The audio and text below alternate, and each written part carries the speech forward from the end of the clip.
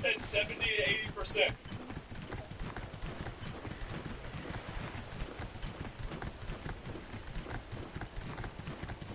It's crazy, huh? How about that? The actual study is right. Right? You can come and see it. Quite simple. Que bom que tá aqui. These professions. 76.1%. Right. How do you know?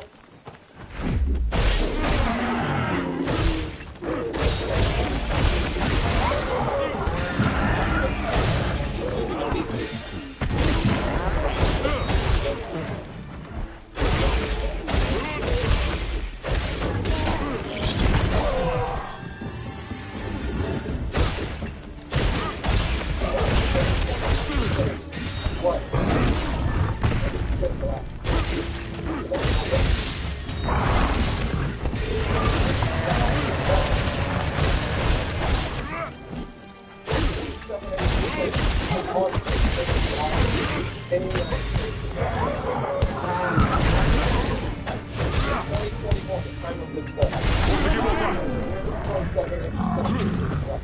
So after 10 years, it increased it by 0.07%.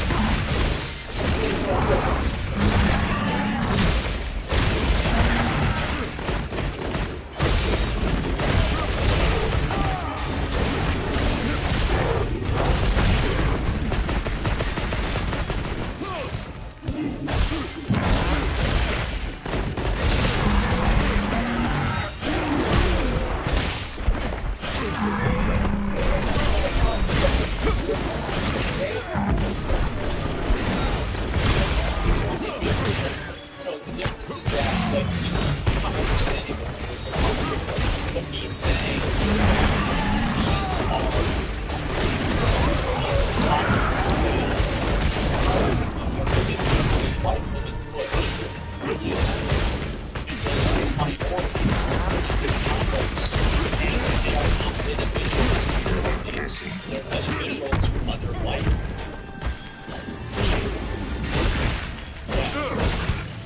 It's not beneficial. So the entire human is that it's a practice. It's not serving the goal that it is designed to serve. That's what he said. He's fucking right. This right here.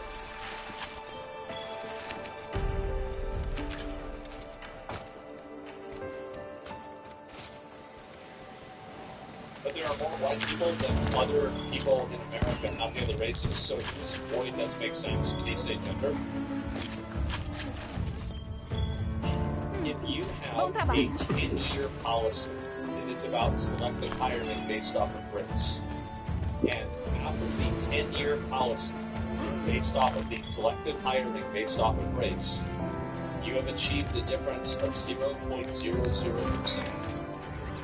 I think you can make the argument that the policy is not effective anymore. Why is woke beneficial to parents? Because they categorize themselves as oppressed groups, and then they find ways to advantage themselves at the expense of other people. Even though, like, being an upper middle class, like, female in America is probably one of the most privileged groups that has ever existed in the history of humanity. But during that same time,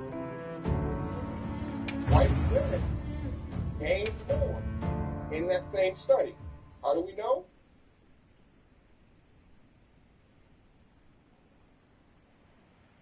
Well, we can look at some other stuff. Here's Forbes magazine.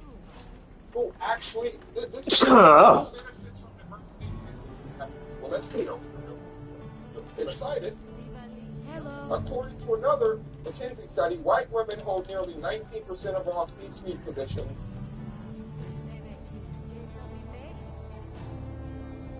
While racial and ethnic minority women hold only 4%. Overall, white women have benefited disproportionately from corporate DEI policy. Let's find some telemetry here. Give me 1 second. Let me go ahead. I gotta pull the graph and show you guys. You're not gonna like this. You're actually gonna like this a lot. Give me a minute. I gotta find it.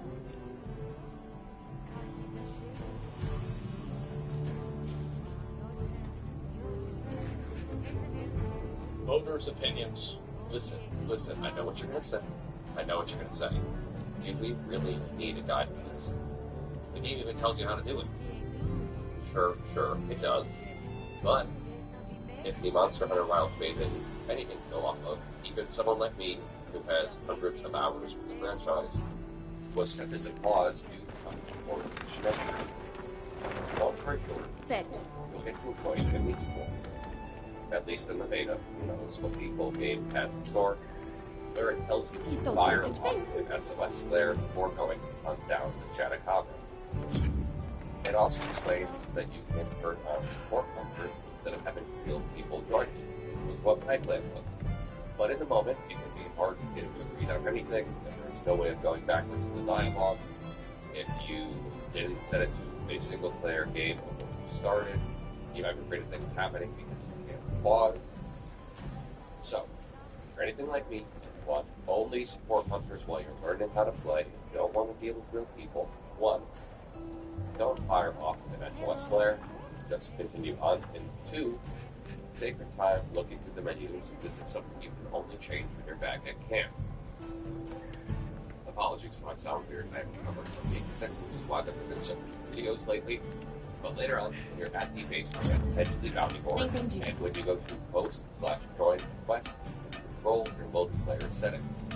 This is where you control what kind of gameplay experience you want. And cool stuff. Why?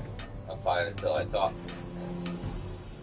If you're a 100% solo player, that means you want to do everything by yourself.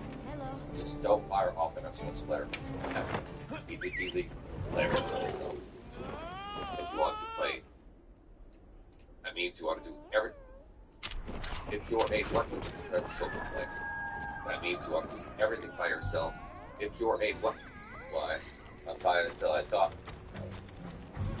If you're a 100% solo player, that means you want to do everything by yourself. Just don't fire off an SOS flare. Easy, play everything by yourself. If you want to play solo, easy, play yourself. Just don't fire a solo player. Fine until I talk. If you're a 100% solo player, that means you want to do everything by yourself. Just don't fire off an SOS flare. Vou te esperar aqui. Easy, play everything by yourself. If you want to play solo modes, that is without people, swap the setting to support members only. That way, when you fire off a flare, or I'll let you get there, idiot.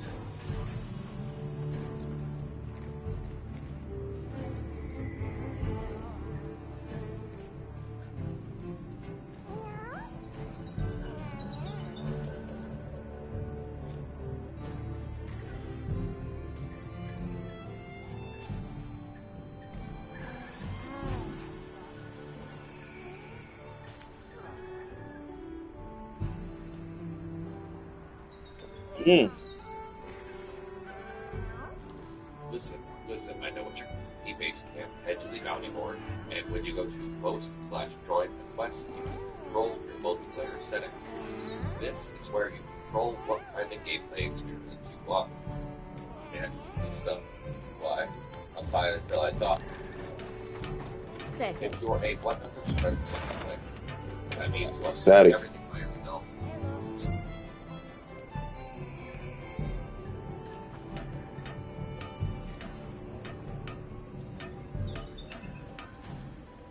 DEI plus 31.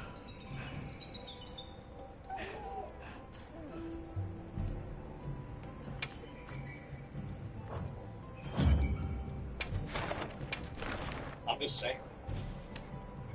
Nobody wants to say it. That's what it is. How does it feel to have this kind of validation? Honestly, it's upsetting. I never wanted to be this right. I never wanted this. This is just, it kind of just got put on me, honestly. Like, I didn't even want to be right. Like, I'm sorry, it got reset. I'm an idiot. I hit the wrong button. Let me go back, I'll find it again. Where'd it go? That's some bullshit. Where'd it go?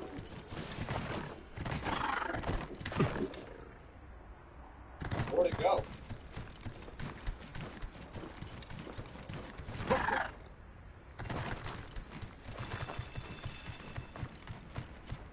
Oh, I passed it? Sorry, I'm an idiot. Go back. No, I don't think that... I feel like I would have seen it. I'm a fucking moron. Give me a minute. Let me just do it this way. History? No, the history won't work because I was on the base page and I didn't open up the specific term. See, they're trying to shut it down because they don't want. There it is. I know, that's 76.1%. Right. 3.8%. Aqui vamos nós. Let's keep going.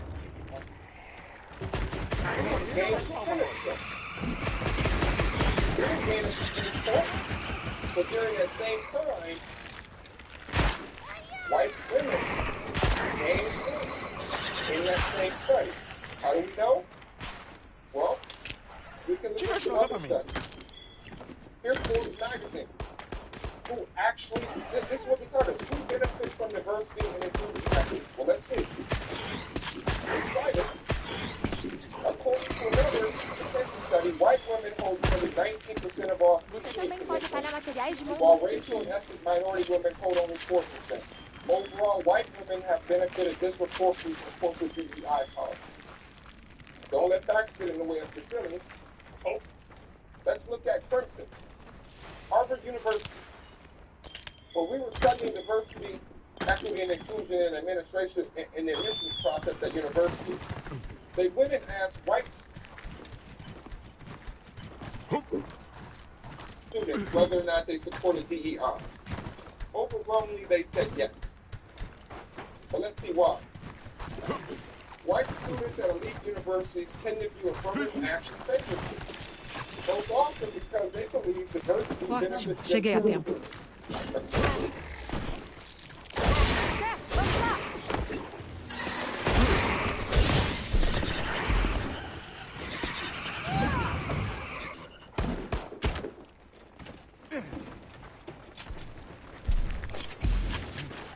I haven't felt this good since I watched Tyler One's video of that multiple invasion.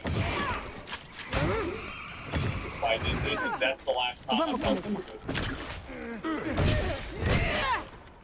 According to the study published in the Harvard Graduate School of Education by Professor Natasha Oracle. Oracle used almost 100 white students at Harvard, Brown, and Oxford. Be very small sample size, but it's okay. It was sometimes problematic because they saw affirmative action as something to benefit themselves, the white students, rather than a policy that was about justice and racial equality or access. Her research also demonstrated that white students typically believe they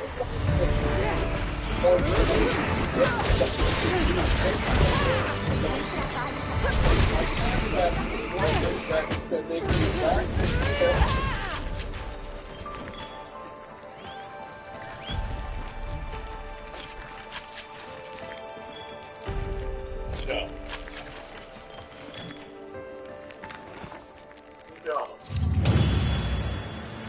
He said Latino and not Latinx.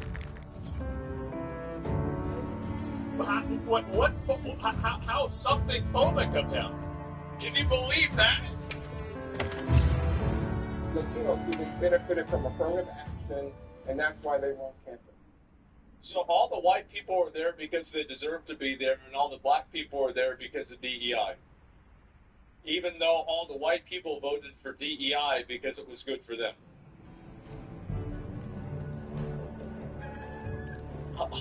Yeah, okay. Sim.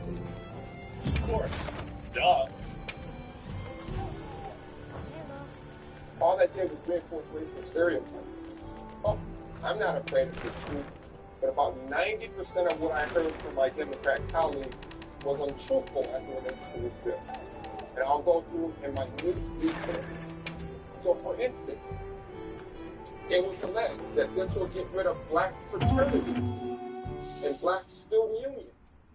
Well, that means you didn't read the bill, because in line 772, it says nothing in this section prohibits a state institution of higher education from complying with any state or federal law to provide disciplinary services or Iniciando a missão agora, por ordem da guilda. including fraternities and sororities. Right?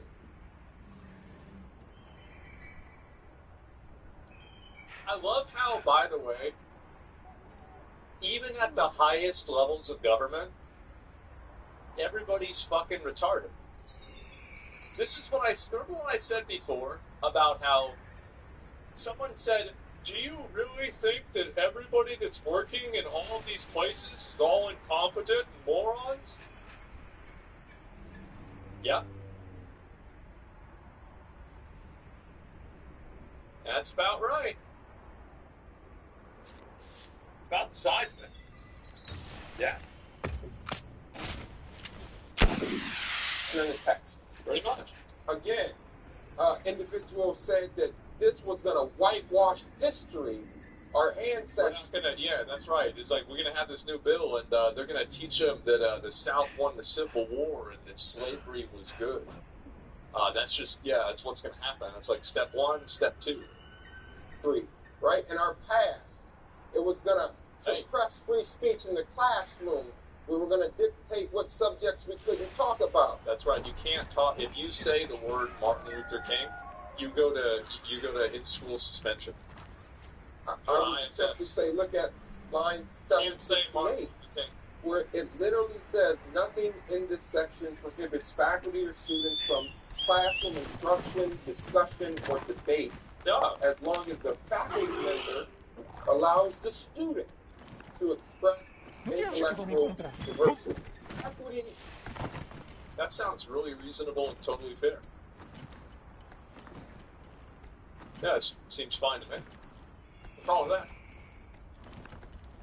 It's just a positive way of trying to put in quotas. That's all it is. If you believe that a room full of 100 people has to have 13 black members, because that's the breakdown of society, and you only find 5 qualified candidates, how do you get to your 13-member quota? Well, you take one of those 5 people and you fire them. You place them with a white woman. And then you replace all the rest of them also with white women, too.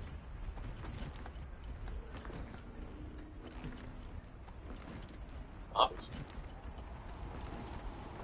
You have to drop the standard in order to get more minorities in the room.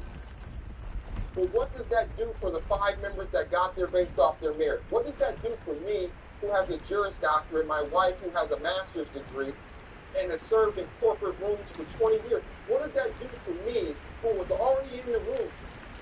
What happens is, the other 87 members look at all of us as though the reason we're present is because of the DEI policy. You can finish. And that's also from Harvard. He's talking about a study from 100 people from Brown, Harvard, and Yale. So, like, these are supposed to be the people that are smart.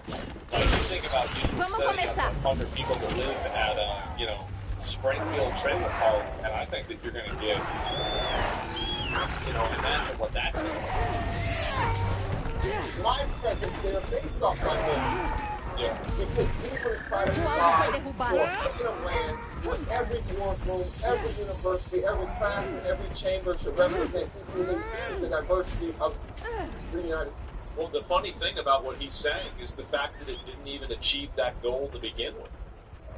So, like, it's not even that you're getting people in there without merit.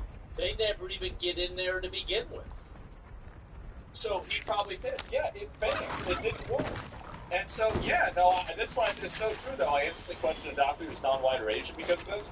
I mean, I'm not about that, but, like, it's crazy because I've heard that from, like, 7 different people.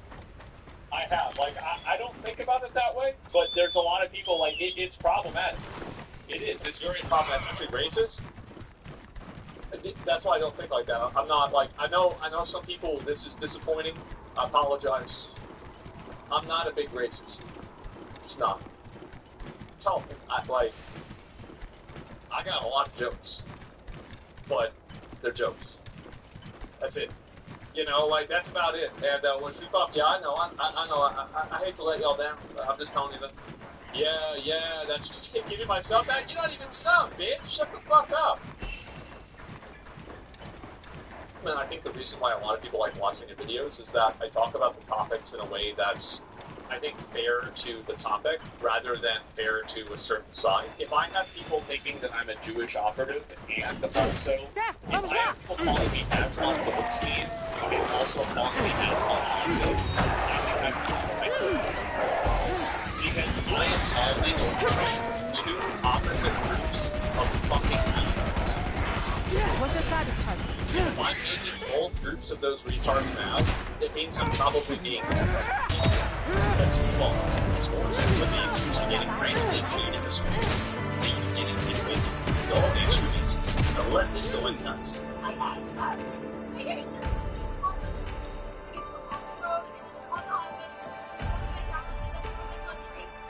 Now, I'm not going to say the name and the race of the doctor.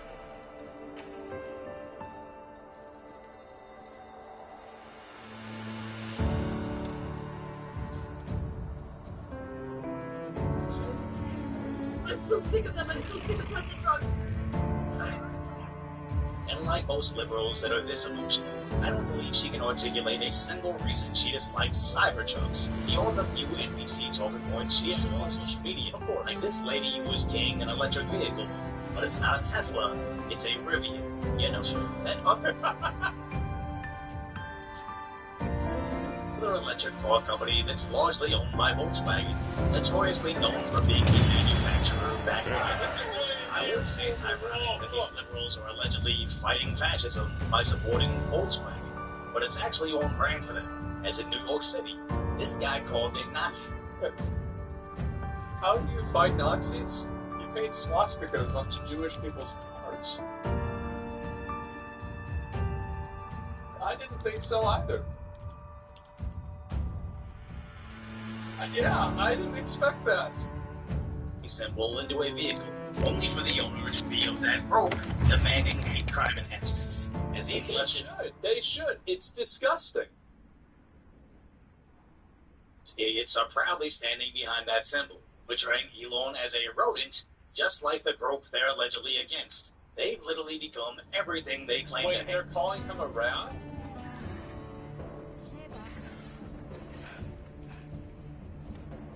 Truth is stranger than fiction, man. This is crazy. Oh my god.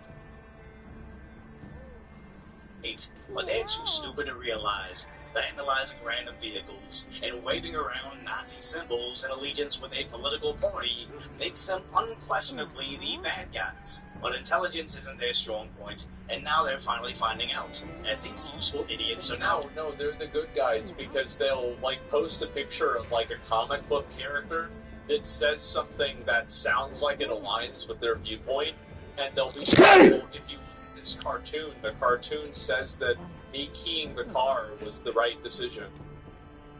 Keying a vehicle at 70 Dallas airports in Texas, even causing thousands of dollars of damages at the Ontario airports in California. And as of today, the Attorney General is now classifying these acts of vandalism as domestic terror. Where they're Just facing because they are, it is.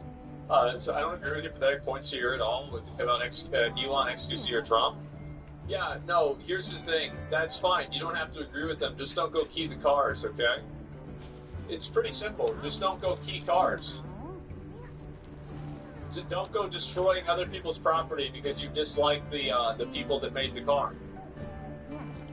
Like, nobody cares what your opinion is. It doesn't matter. Just keep it to your fucking self. Just don't set a car on fire. I don't know, I feel like it's pretty easy. I've never accidentally set a car on fire. I almost did, but no. 20 years in prison. And how easy is it going to be at an airport of all places to retrace these idiots to arrival or departures to their boarding pass that's attached to their IDs, so Cash Patel or Dan Quantino can send their guys to go arrest them. And it's already happening with local authorities, where this guy keyed a Nazi symbol into this Tesla, but it was outside a Crunch Fitness.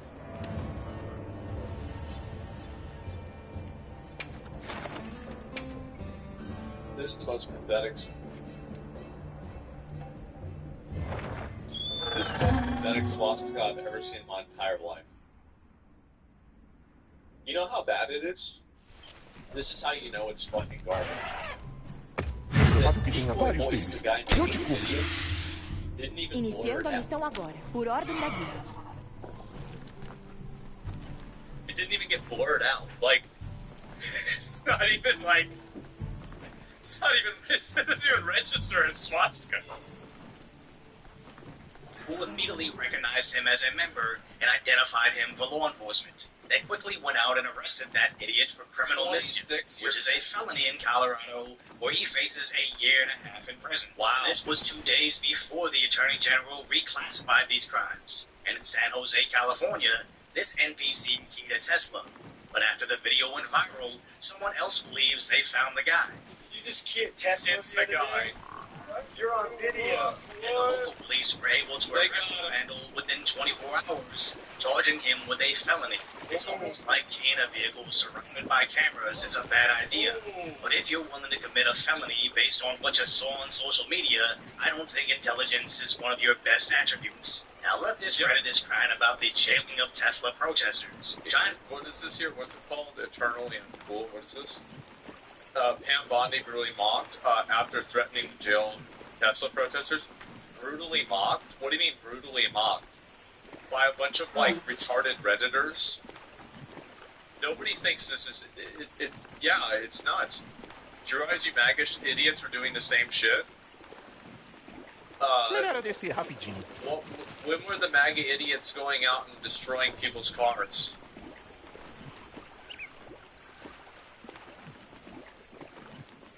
When were they doing that?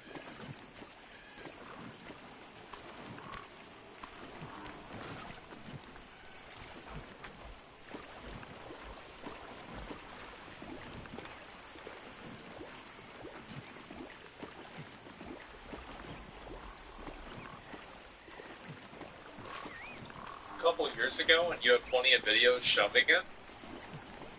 Really? I don't remember that at all.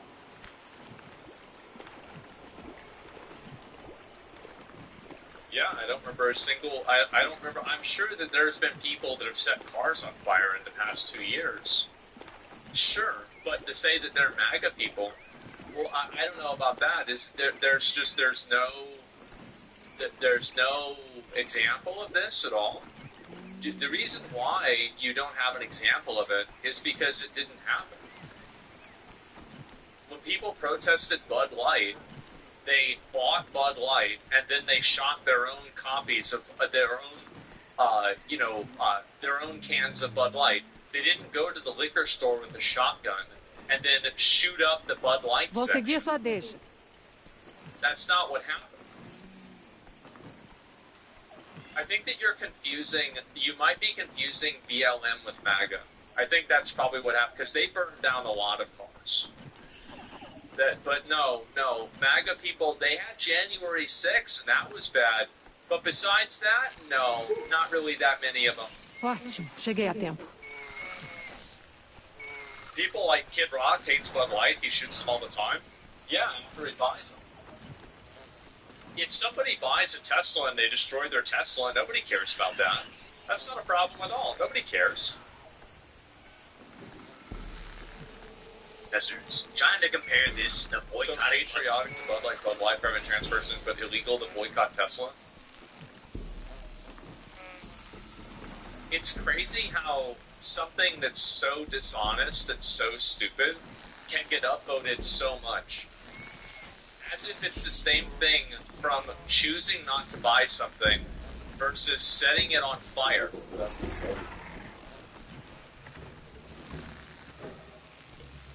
This is Reddit brain. Yeah, these people are actually retards. It's embarrassing. Light and the incineration of Teslas over their CEO. But no, Yep. the left-wing media still calls these protests. Just to be clear, you protest a private company, you are labeled by this administration a domestic terrorist. It's the latest. Just to be clear, no, not really. What news station was this on? It was on MSNBC. Okay. Well, there you go. It's just, this is not a protest. I can't wait until, actually, I don't even want to say that. I don't want this to happen, but I do think that it will happen, that these people will have this reversed on them. And I think it will be very bad.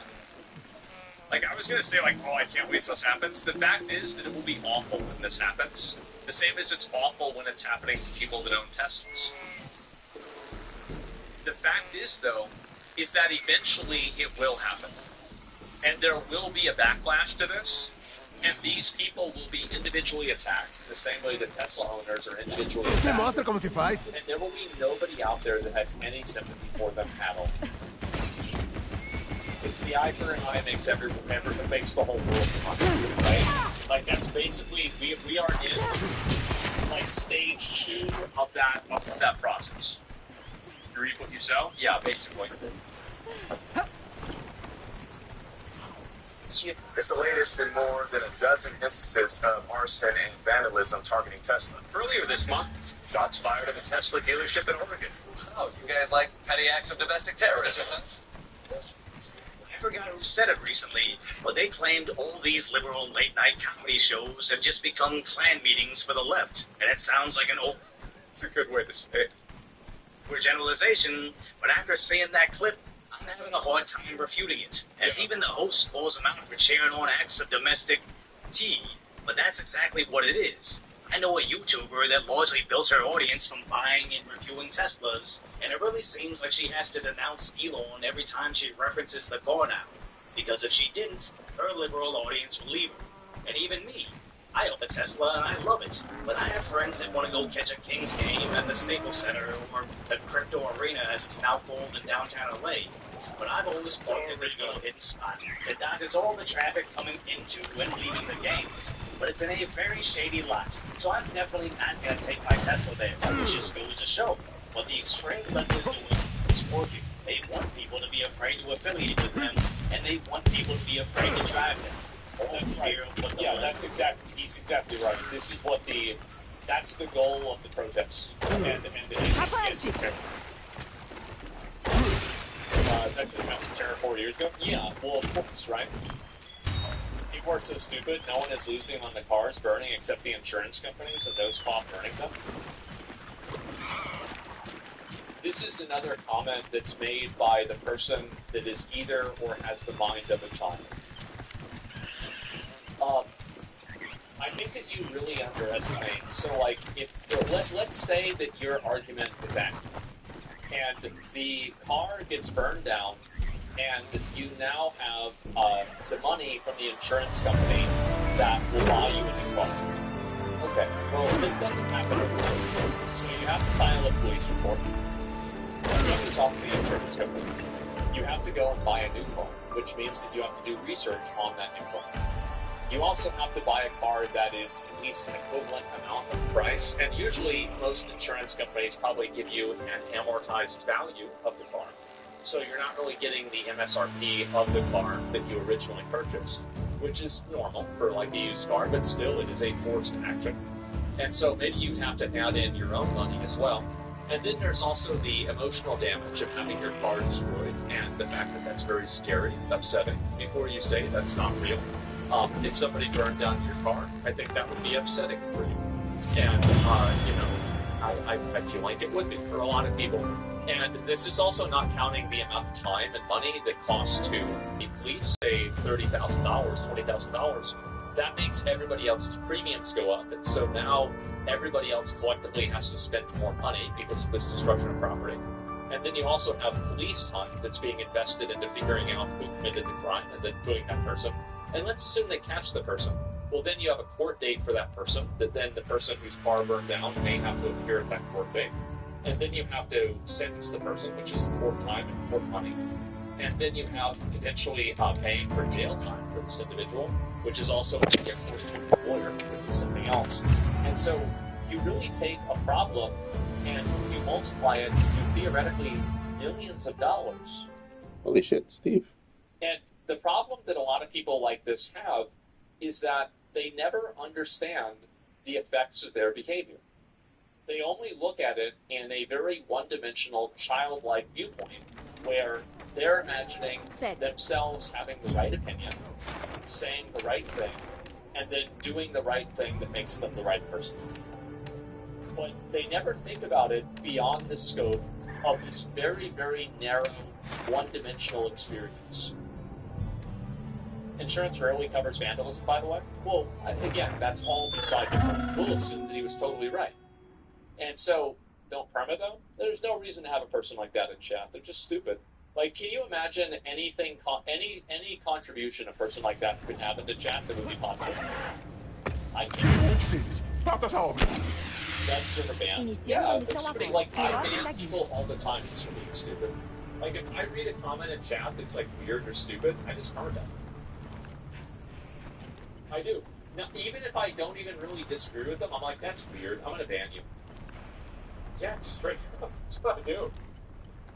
I ban people like crazy. And anybody that acts or says weird stuff, downplay terrorism, literally just grasp reality, nobody needs them. Yeah, exactly. And so... Posso ir junto com você? Politics started showing in January. Well, a lot of them did get deleted, right? And so it's very, very weird. What about free thought? They can freely think, but I just don't want them to they can think that it's about typing. That's the problem. It's the typing the message and pressing enter. They can even type the message. They just don't press enter. Yeah, I'm not really interested in the opinions of people that are stupid. If I feel like a person's like decision making, like abilities are compromised, and I think that they're stupid, I immediately don't care about anything that they're saying. It's basically like a dog barking. And so, if I decide that about somebody, that's pretty much the end of it. Like, I don't really care one way or another or whatever. It's lack of thinking. Yeah. It's, why would I even think about this for a second? Insurance does not pay out in terrorist acts? Listen, even if it did, it's still a stupid argument. Will do to them, as even their political leaders are gloating about it. They've got that little stock out. I had a Tesla to give me a little boost during the day. 225 rocket. No, I'm talking about Richard Walls and his comment. What I thought was really funny about that is that he actually had to walk this back, and because it was so bad. Basically, somebody let him know that his company's his state's like 401k program or investment program was like involved with Tesla. So like the state pension, yeah, there you go. Sorry. So the state pension was invested in Tesla. So basically, this guy is celebrating the government workers that he's representing, their pension going down. Hora de finalizar aquele pedido. This guy bugs me in a way that is probably unhelpful.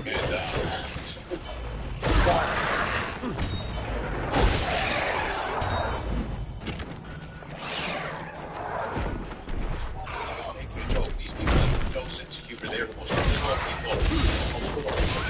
My point was want to joke. Like, what's funny about Tesla? Cheguei a tempo. Like, I mean, if somebody made a joke about a trans person or a gay person or a woman, you know, any other protected group or something, I guarantee you this guy would be talking about how bad it is. He'd be moralizing about it. Like, Trump makes a joke, and it's at the expense of a group of people that are, you know, in some way disadvantaged. This guy would be the first one tweeting about it, saying it's bad. It's just bullshit. It's bullshit, and nobody cares whether it's a joke or not. And the people, and by the way, we used to care and give people the benefit of the doubt for like, oh, well, you're just joking around, you're not really meaning this. But the moment that people started losing their jobs and getting deplatformed for telling jokes that were politically incorrect, that time is over. And so, like, you can't start this, you can't create a world where you get deplatformed for telling a bad joke, and then expect that you can tell a bad joke and be like, wow, people have no sense of humor. Yeah, neither did you for 10 years when you were deplatforming people for telling jokes. Bad faith argument, joking by punching up is one thing, punching down is another. Why is it okay to joke when punching up? Is there a reason why it's okay to joke punching up? Well, what's your moral argument that it's okay to degrade somebody based off of an immutable characteristic or joking? Well, why is that okay? Can you explain that to me?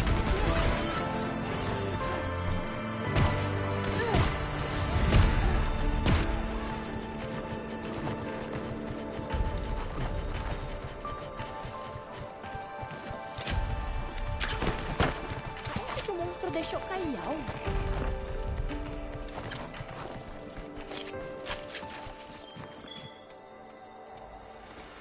Known as degrading Elon by making fun of his stock. Tesla stock going down is by the way of Elon's decision. That's on him. That's like celebrating a country getting bombed and then making jokes about it and then saying, well, I'm not celebrating the people that are being killed. I'm celebrating the government experiencing the bad decisions of itself. And if you did that, you'd be an asshole. This is a zero IQ comment. It's like the same as Johnny Smalley goes to Japan and he's standing Hiroshima and Nagasaki. Like, he's clearly not the dominant race there. And Japanese people were clearly above him as a random foreigner. But he's still the asshole when he's running around standing back. It's very simple.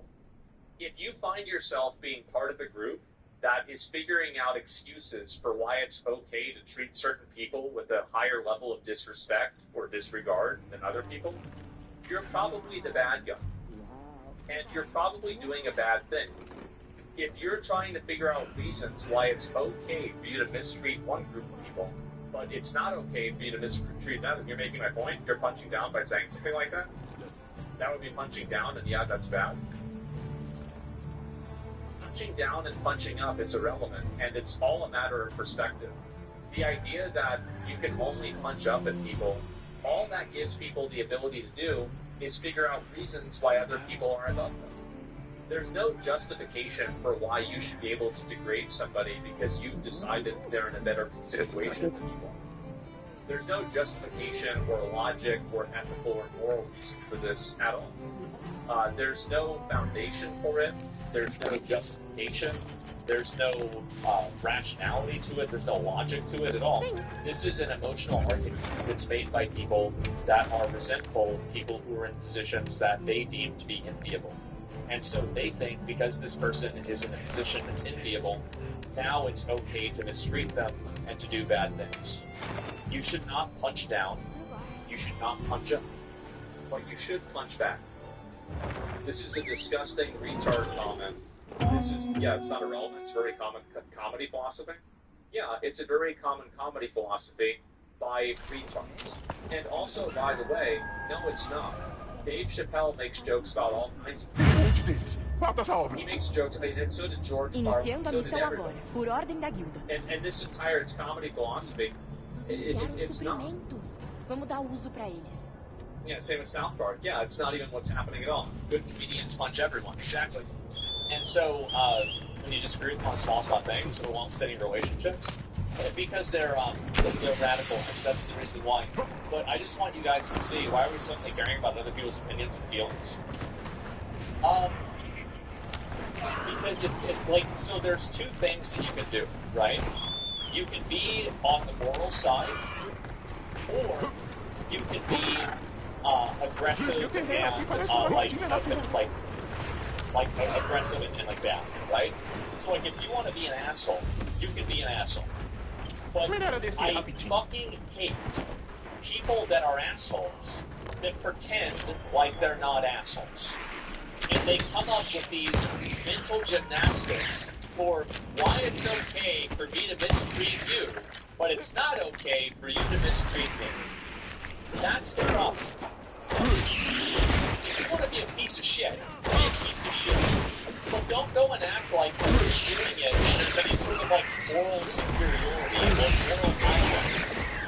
You're being a piece of shit, and that's it. And more on ours? Yeah, it's acknowledged. Do you think Johnny Smalley knew he was an asshole? Yeah, I think so. Isn't that just your emotional response? The crime is still the same, rationally speaking? Well, yeah, it's bad, but we're not talking about the crime. We're talking about somebody who's saying something that's disagreeable. And I'm either deciding, like, is this opinion a valid opinion or not?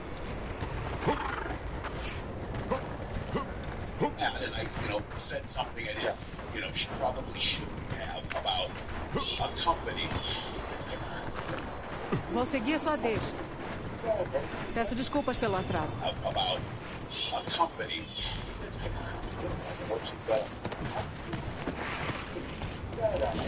Aqui vamos nós. They're all buttoned up about the Tesla thing, but they don't care the disrespect they have shown employees at the Minneapolis VA who care for our veterans.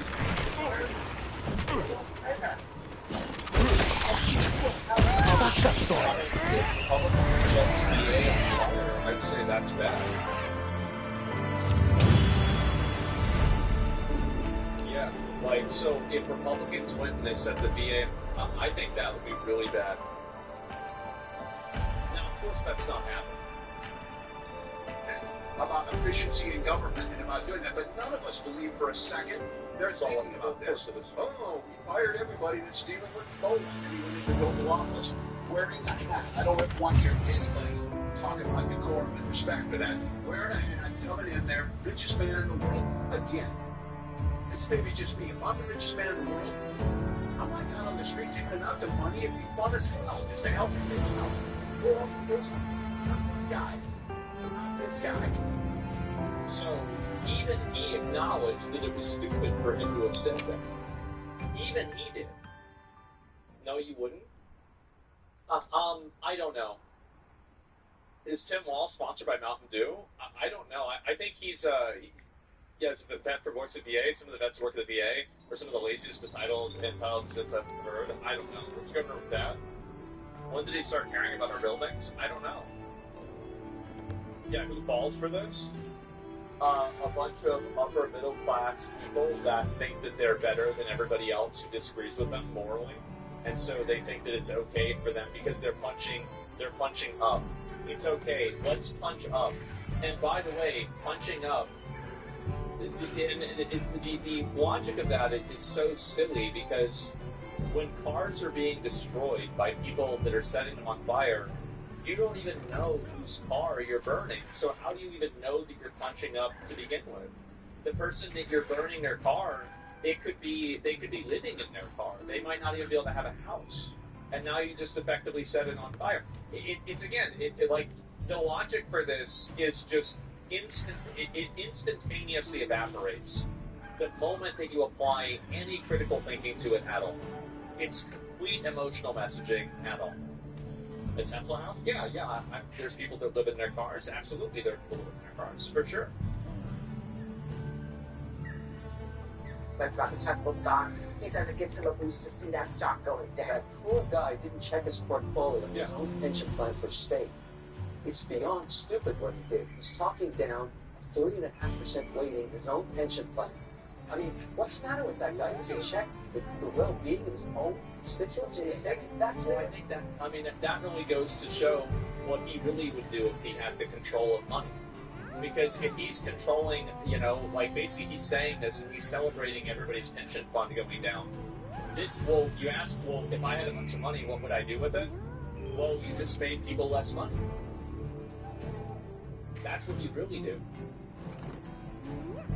That's what you did. He literally doesn't mind sacrificing the pensions of his own citizens as long as he can get a win over Elon Musk. And that's just a common thing we see with the modern-day Democrats. Whether it's the useful idiots going to prison for vandalizing Teslas, a few female athletes losing their scholarships and legal inclusion, or the victims of horrendous crimes due to their unwillingness to enforce order, they are completely comfortable in sacrificing their people, all in the name of preserving their political agenda. And even though they're not, they're always, and you see this, right? This is like a group of people, like you look at this Tim Walz rally, and it is like 99% white people that are constantly talking about how much they love diversity. I see that. Right. Okay, for sure. Okay. Okay. This is the thing. It's just virtue signaling. It's so transparently virtue signaling. It's embarrassing. Well, it sounds outlandish to say that. You cannot find a single Democrat politician telling their constituents, hey, don't vandalize these Teslas. The Trump administration is reclassifying these crimes, and you could do some serious time.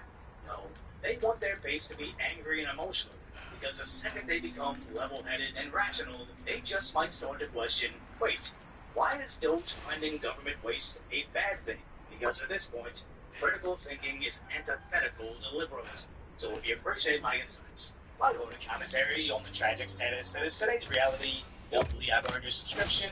Then go check out the video on how college campuses are finally getting red pill. Yeah, I think that's what's going to happen a lot. And I think it's especially true, by the way, it's especially true with, what do you call them? With college campuses and with young men. And I actually saw a graph. This is a really great video. As I said, I think that the Tesla attacks, like, I view anybody who's, like, trying to play defense and justify any type of this bad behavior, this person is now, like, if anything bad ever happens to this person, I'm not really going to care that much. Honestly, I'm not. And I think that there will be a reciprocation from this. And there will be backlash from this, and it will be bad. It's karma, yes, exactly. And it's bad. There's no defense of criminal behavior. Yeah, anyone that's fighting us are retards. It is. Yeah, violence is violence. It's just that simple. And there's really nothing else to say about it besides that.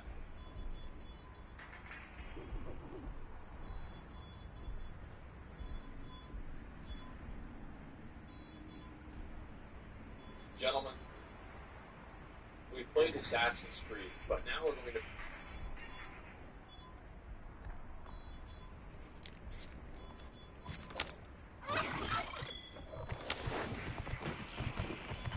Qual é o plano?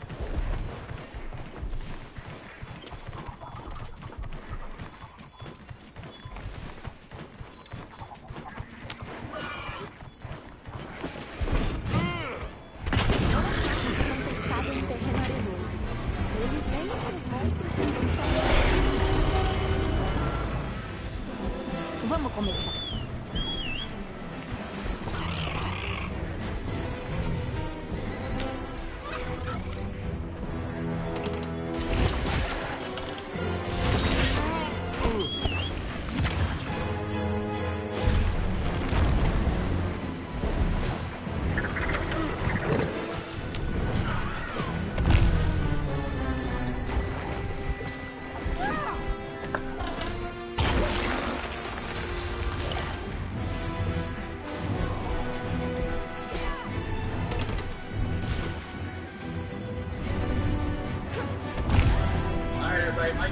From MMAfighting.com. A nearly 3-year-long saga has come to an end. Former UFC heavyweight champion Velasquez moments ago found out the fate for one Cain Velasquez. He was sentenced to 5 years in prison after pleading no contest to a variety of charges, including attempted murder following an initial arrest back in February 2022. We were wondering where this is going to go. Prosecutors in the case were seeking 30 years to life in prison for Cain Velasquez, and in the end, it ended up being 5 years, but there's a little bit more that meets the eye to the sentencing, and that's why I'm not the expert on this. So let us bring in the man who has been following along with all this since the very beginning from MMAfighting.com, Mr. Damon Martin. And Damon, all things considered here, and I'm going to sort of get into the meat and potatoes of everything that happened here. The prosecutors wanted 30 years to life in prison for Cain Velasquez after everything that happened. He ends up getting 5. This seems like it's obviously not a win for Cain Velasquez to serve time in prison, obviously, but all things considered, especially what the prosecution was looking for, this is about as good of a win as it could possibly be, all things considered. Is that a fair statement? I think so. You also have to remember when the original charges were levied against Cain, it was premeditated attempted murder, which if he got convicted of that charge, that's mandatory life sentence. So when he pled no contest, that mandatory sentence got tossed off the table, so he was never going to get life in prison. But obviously he was going to get something here. And I think you got to remember, so the sentence handed down by Judge Arthur Bocanegra, who you have to remember was also the judge who actually gave him bail after he sat in jail for 8 months when another judge had denied him bail several times. It was Judge Arthur Bocanegra who ultimately granted him bail and basically living on house arrest. One ankle monitor. He got a 5-year sentence, but he also takes credit for time served, which is not 30 years. He comes actually behind bars for 2 years. Ankle monitor. So by the time it's all said and done, Cain Velasquez will only spend about 2 years in prison, maybe even a little bit less, when it's all said and done, depending on how the math works out. So 2 years in prison, considering, he just could have been premeditated attempted murder, prison life, in prison, mandatory sentence. Again, as you said, it's not the perfect scenario for Cain Velasquez with his family and everything they're going through with his son, and that court case is still ongoing right now, but in less than 2 years, it's a far, far better outcome than what the prosecution wanted, which was 30 years to life. So ultimately, you kind of wondered where it was going to go. 30 years to life, the defense wanted nothing. They wanted no prison time. He get 5 years, and ultimately he looked at 2 years, basically. Again, it's not a win, because anytime you go to prison, that's not a win. But the way it's played out, this is not the worst case scenario. For the last 3 years, pretty predictions are sort of made, like how long they're going to spend in prison, how it's going to work, because obviously there's a lot of people, especially parents out there, taking Cain Velasquez, deciding all this. They kind of, it's not easy to put themselves in Cain's shoes, but a lot of parents say, well, I probably would have done the same thing. The free Cain movement was going on forever. In your heart of hearts, were you surprised by the amount of years and the sentence that he got, or is this sort of what you expected? So I'm not saying I'm a prognosticator by any stretch of the imagination, but somebody asked me the other day, like, what do I do? What do I think it's going to be? I actually said, I think he'll get 5 years. So that was actually my prediction, only because I don't think there was any way he was going to walk with it. When you go on an 11-mile car chase and firing a 40-caliber weapon at a car, many bystanders, innocent people on the sidewalks and the streets, whatever the case may be, there's no way you're going to walk with it. That was just not a possibility. Obviously, when you get the evidence boxes and the allegations that every parent on earth has to think about Cain Velasquez in some way, shape, or form. I can give you some of that Cain Velasquez in some way, shape, or form.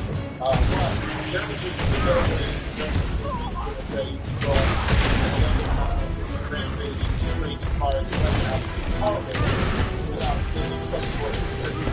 And I have Cain and talked on the Couch podcast in 7 I was wrong, and I think that goes a long way to what it's actually going to do. Which again, I think it's so good.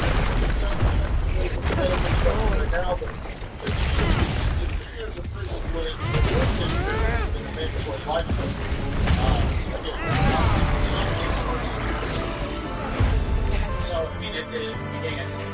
the saga comes to an end, and you sort of put it out, it really doesn't, because Missão cumprida.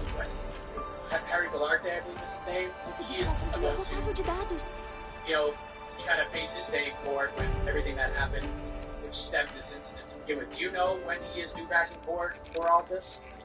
It was April. I'm sure exactly. I have to double check. I believe it was towards the end of April. The next court date is Eric Galante is the man. His mother owns a daycare where Cain Velasquez's son was cared for, and that is where the alleged molestation happened. And he was arrested and charged. And this entire ordeal started because Henry Galante was arrested and charged, but then he was released on bail against the advice of the prosecution. They didn't want to let him out. Judge decided differently, gave him bail. And that is basically the day that Cain Velasquez went on this rampage going after him because he found out this guy was getting released from jail on bail. So yes, his court case is still playing out. He's pled not guilty. I believe the next court date is in April, though I have to double check to make sure that's still accurate because the dates get changed a lot. But his is still ongoing, and there's no word yet if he's going to go to trial, if he's going to plead out. That remains to be seen. Remember, Cain Velasquez was preparing to go to trial in January, and then he ended up pleading no contest, and obviously that was kind of hedging his bets, I guess, best way to say it, to, he got convicted of the potential going to life in prison without, for the conviction of premeditated attempted murder. And, obviously 2 years ultimately in prison is far better than that. So it remains to be seen what happens for Harry Galante. He is facing some very serious charges. There's also a lawsuit pending against him and his mother's daycare for everything that's happened. So again, that's also got to play out in court. And the civil lawsuits usually take way longer than the actual criminal law. I mean, we're 3 years into the Cain Velasquez thing right now. That's a long time. The civil trial could be another 2 or 3 years from now. We'll have to wait and see how that plays out. How does this situation, and again, because it's so different, because of so many people who have Cain's back through all of this, not just fighters, not just parents, but it seems the majority of folks have Cain's back. They understand why he needs to for all the things that you just mentioned, but not just being UFC heavyweight champion, just all of this. How does this sort of define his legacy? Does it take a hit? Does it help it? Like, what do you think, 5 years, 10 years from now, when the younger generation of MMA fan jumps on the show with us and tells them about Cain Velasquez, his legacy? How do you think you'll be able to explain it? I know this. I don't want to make it sound terrible to say it like this, and I certainly don't want to diminish what a serious crime this is. But I don't think this is going to. I don't think this is going to hugely damage what his legacy is going to be. While again, he's going to prison. I think every prison sentence, every conviction has to come along with a footnote about what it's about. You know what I mean? And listen, I did a crime show maybe like a year ago or 6 months ago where they had me on and they were talking, and actually one of the guests on the show was a kid who was molested by a martial arts instructor. And his dad actually shot and killed the guy as he was on his way to court, and the father ended up not getting convicted of anything because at that point it was such a public case. This is, I think, in the 80s. They basically said they were still furious to convict this guy because it was Iniciando a missão agora, por basically ordem da protecting his son. And I know that there's better ways for characters so you should not take vigilante justice, but they basically recognized that there's no way, no jury was going to convict this guy because they had the other guy dead to rights. So I think, again, just like any other criminal conviction, you got to look at how it happened, why it happened. Again, I'm not justifying in any way, shape, or form what Cain Velasquez did. The fact that Cain Velasquez has now come out and said, I regret it, I apologize, it's horrible thing to do. That's great, and that is the right thing to say. But in the moment, this isn't a guy who got drunk and plowed over people in his car. This isn't a guy who robbed a liquor store. This isn't a guy who was involved in a horrific domestic violence case. This is a guy who found out his child was being molested, and he went after the guy who molested him. Again, I'm not saying he should have done it. I'm just saying it's the circumstance. So, will it be mentioned? Sure. You're not going to do a prison stint without it being a footnote on your legacy, but I don't think ultimately this is going to completely alter the way we look at Cain Velasquez 5, 10, 20 years from now. I would agree with that. If you guys haven't listened to him on the Kyle King podcast, it's pretty wild to see where his mindset is after this situation. He can say that he's forgiven the family and forgiven the accused and all of Vou deixar isso pra você, caso precise. Really interesting spot right now. How much he's grown from this, and just in essence, he just wants a situation to kind of help people and understand that this is what's happening in the world right now, and he just wants to learn from his mistakes and act open and honest communication. Just realizing this stuff happens, and it's okay to have this conversation. Just let kids know, like, this is not right, this is what is right. If anything like this happens, you can tell us. That's hoping all is okay. And it's really well after all this. That's a lot of it is not really funny and just be really strong with it. It's like us listen, it's definitely very emotional. And we're looking for the exact time of connection, which is why we lost it's a podcast. It is I love that is now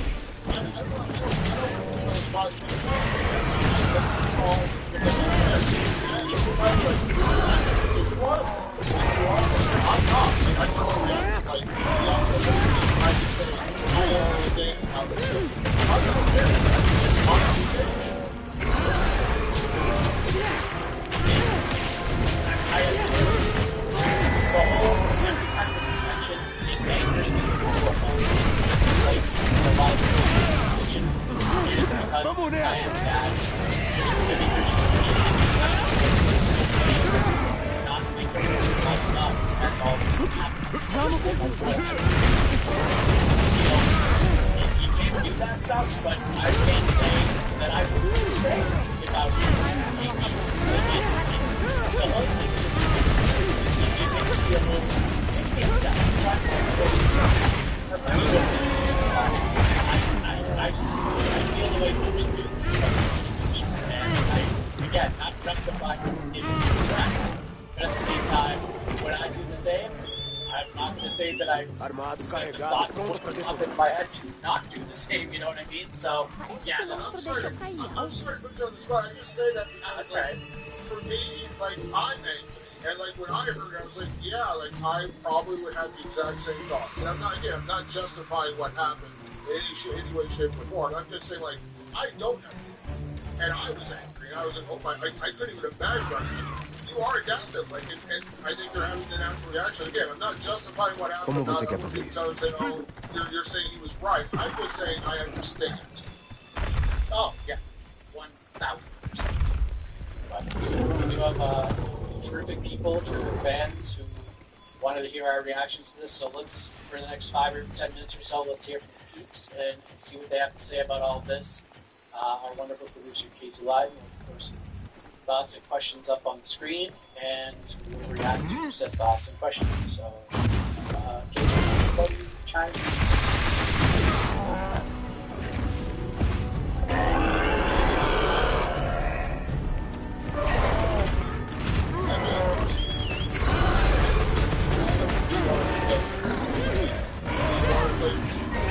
It's hard because you want to trust in law enforcement to do the right thing, but then when the prosecution says, hey, don't let this guy on bail, you better just let this guy on bail.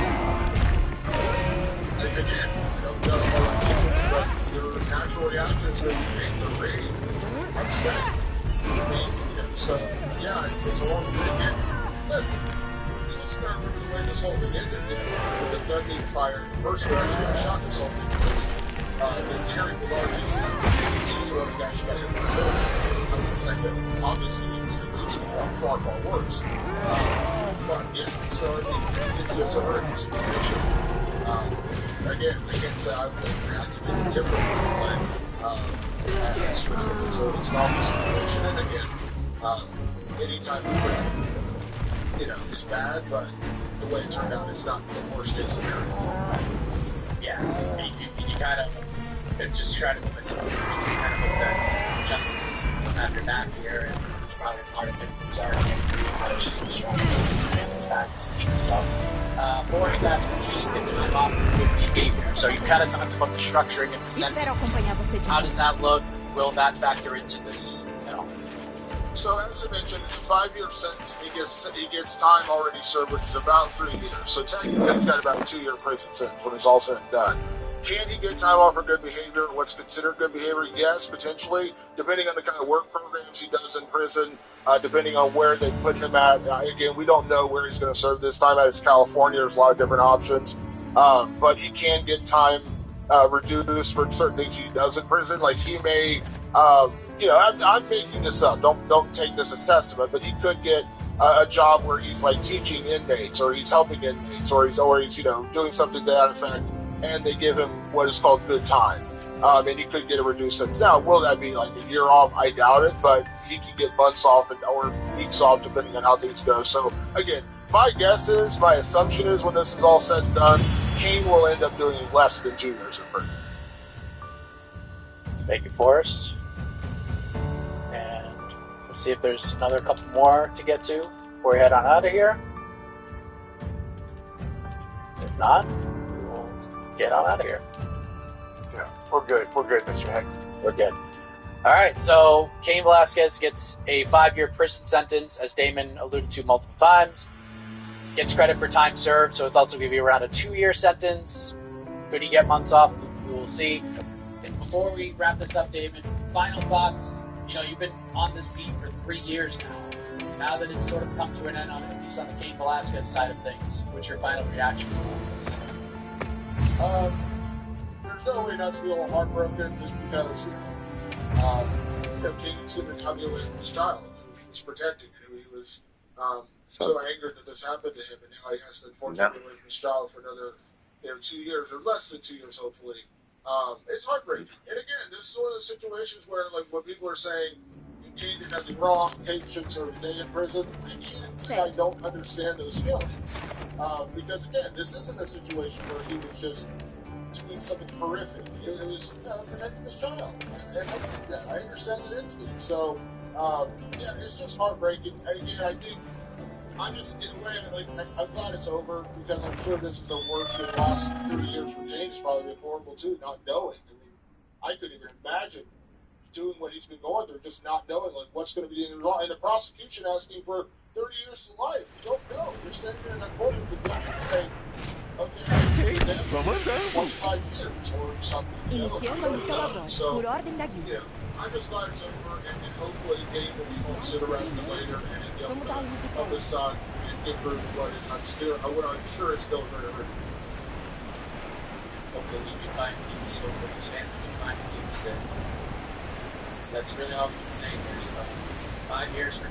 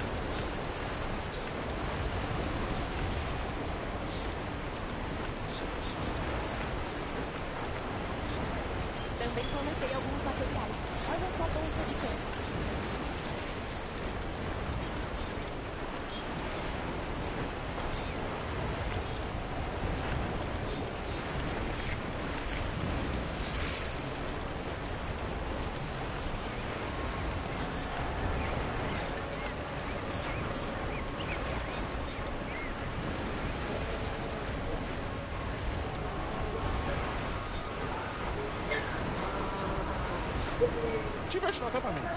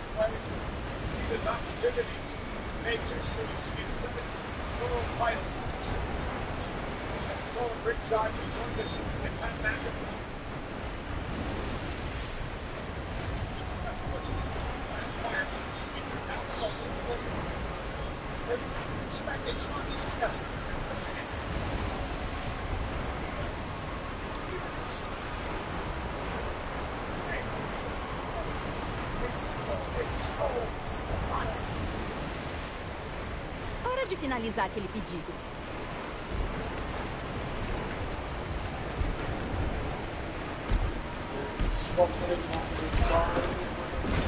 E vamos nós!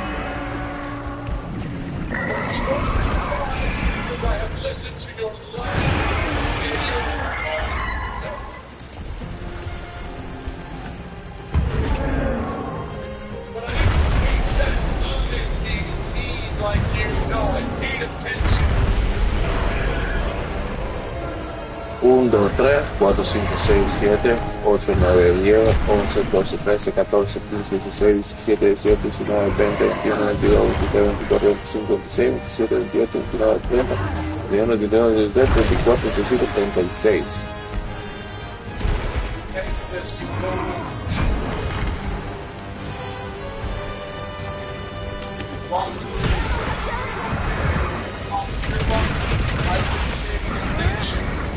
I've been learning. Quizzing you, studying you.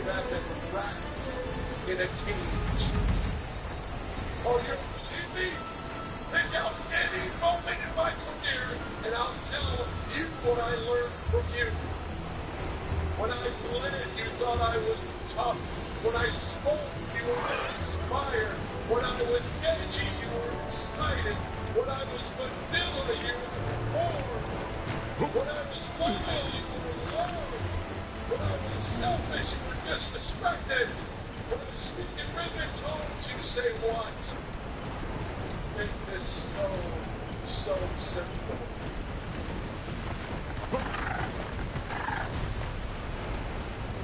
You will always tell me everything about yourselves because you so desperately want to matter. And the most important thing you ever told me was April 2005. Today I gave you my greatest idea. The WWE Spinner Championship.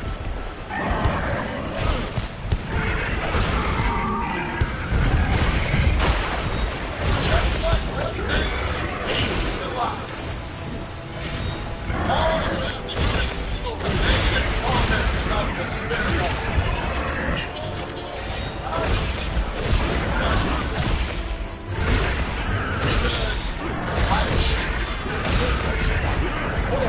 The championship is not a toy. The championship is the symbol of the center of all this, and the toy belt I made disrespected traditions and disrespected your legacy.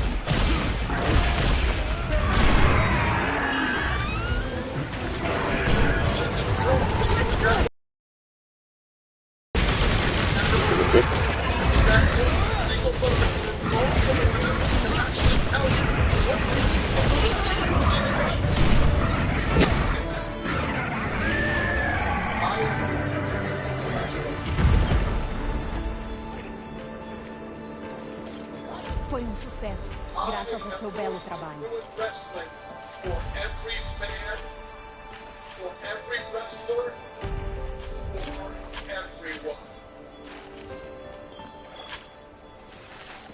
At WrestleMania, I make history by winning a 17 championship. And I finally force you to forget the name of the Fun Machine Jet Line Ric Flair. Say the name John Cena. But even worse, I'm going to use that championship, a center of every superstar of this entire business, of every fan in this building. I will win that championship and retire with it. I am taking it home with me. And leaving all of you in a brand new toy belt, because the real one comes home with me. I will be the last real champion in WWE. Revenge is best served cold, and I pay you back by ripping your heart out and forcing you to watch as I just walk away with your memories, with your traditions and your dreams, and there is nothing you can do to stop it.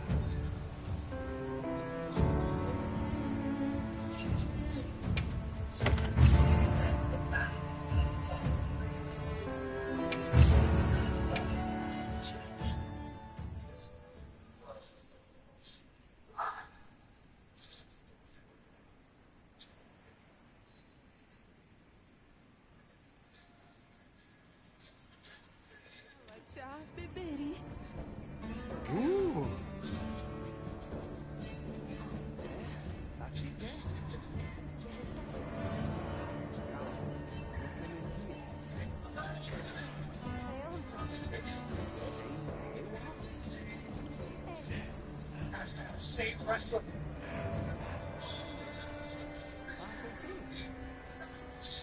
Wrestler. What says?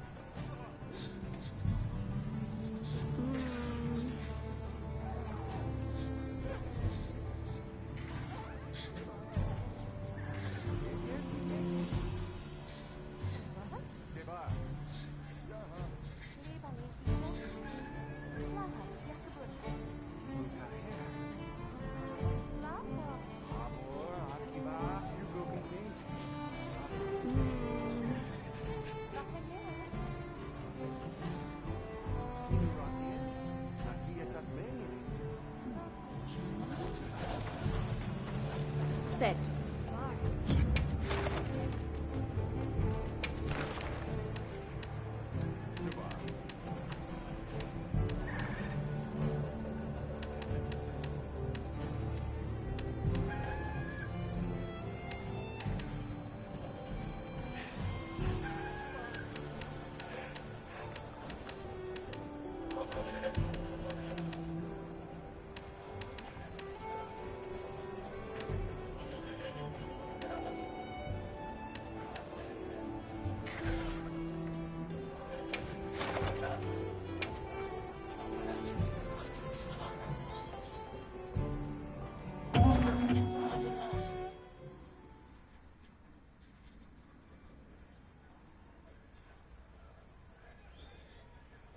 I'm sorry. What did you say? Hora de caçar! Que seja mais uma caçada sem surpresas hoje. Don't you think you need to take Uma it away carga de from me suprimentos first? chegou. Espero que tenha algo útil.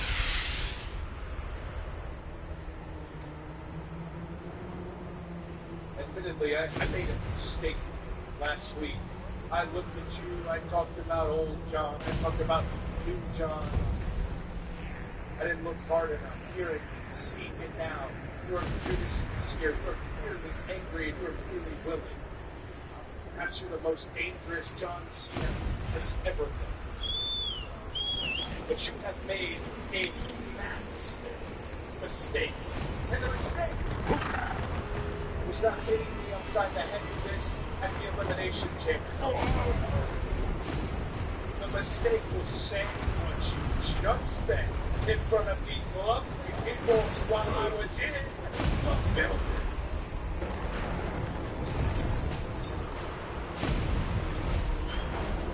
Ai, não vejo nada além dos bigodes.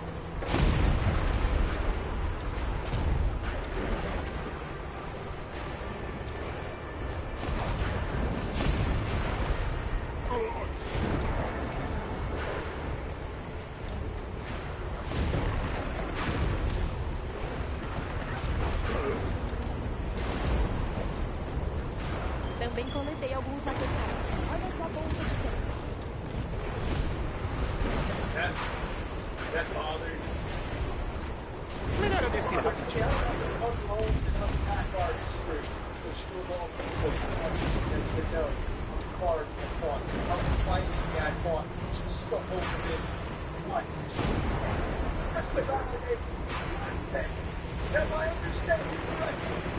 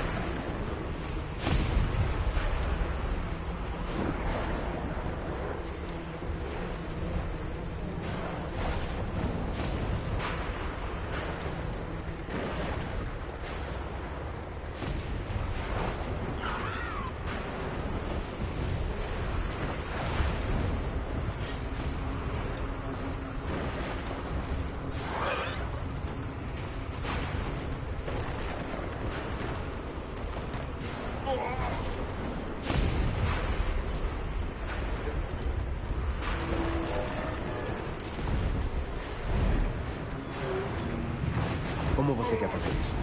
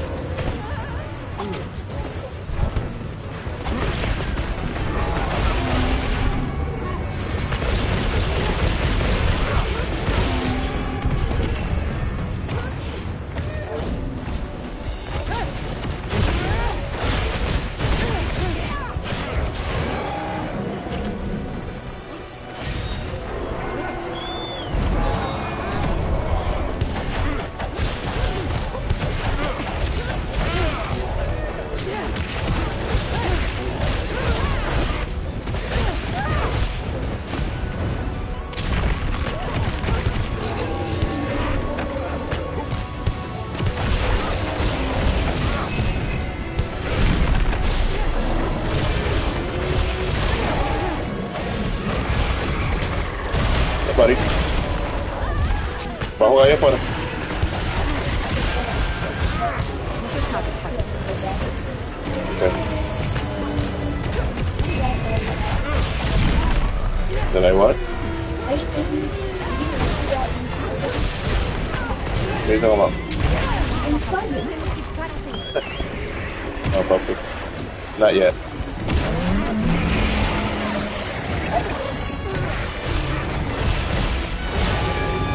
No, papi, ábrelo eso. Ahí no te ve nadie. Cuando tú te vayas, papi, me prende la luz. Ve, papi, aprovecha. Vete rápido, ponte la ropa rápido, para que aproveche. Put it on the bed. Ponte los pantalones and put the... Turn on the lights, please.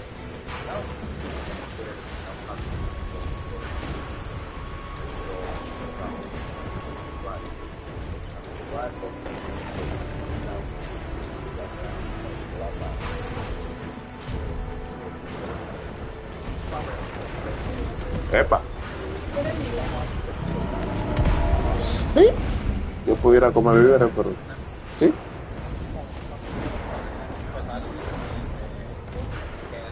Hola, vida. ¿Cómo tú estás? Háblame del tema. ¿Cuál es el tema?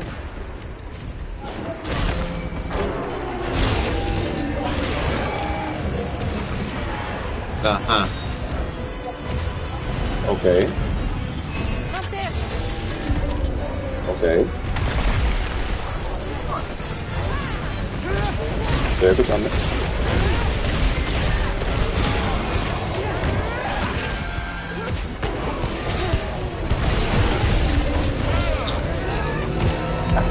Es una muy buena pregunta.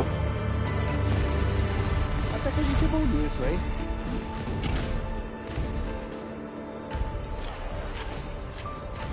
Essa é uma oportunidade rara de pesquisa. Não vamos desperdiçar. Yo le digo antes de dar una pregunta.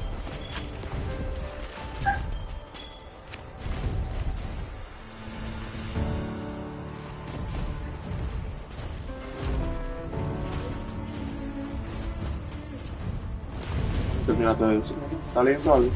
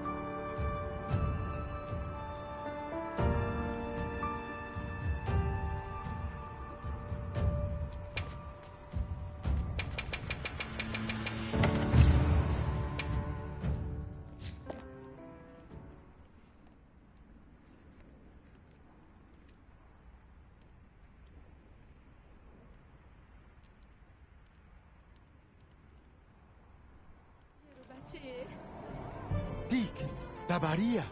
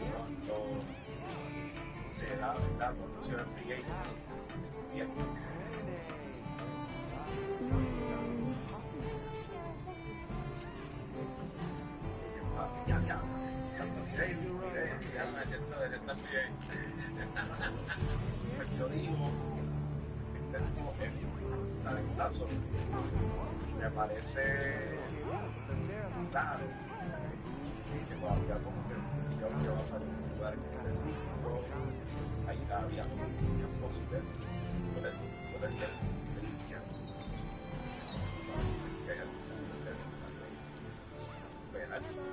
bueno, y que no escuchaba nada. Pero ¿por qué puedo hacer? Lo menos que puedo hacer es llamarlo y hablarlo sobre la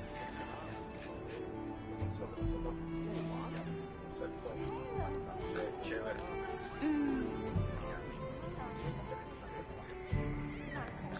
Yo se escuché la llamada, no sabía, pero qué sé yo, me comencé con ese tiempo me llamó mucha gente. No, o sea, en algún momento yo empecé y gente de Senchín y gente como que como te digo, se lo personal y algunas cosas, pero no, para mí, ¿sabes? Personalmente para mí puedo entender que estamos en este negocio y toda la vuelta, pero como que gente que me conocía me llama como que muy rápido para entrevistas y cosas, como que bueno, que es un montón de cosas, aparte de, ¿sabes? Por ejemplo, la Juan pues aquí nadie me llamó para entrevistas, o ahí se vamos a quedar un día sí me sentó y abordamos de todas las cosas que yo había hecho, pero como que nadie más me llama para los sonidos y esas cosas y me botan así y de momento era la atención. Yo no soy bruto, ¿me entiendes? Como que yo sepa que como cosilla. Desde ahí fue el momento en que decidí hacer el video, o sea, yo ya protestando con ellos, estar controlando allá, apoyando con los que estábamos haciendo el video, apoyando con el todo el mundo, como que yo voy a hablar de otras personas que de mismo hablar, porque yo soy así, Dime. y hacer todo ese proceso, él no me llamó, me llamó usted, yo creo que... Estaban ustedes. Lo que le digo,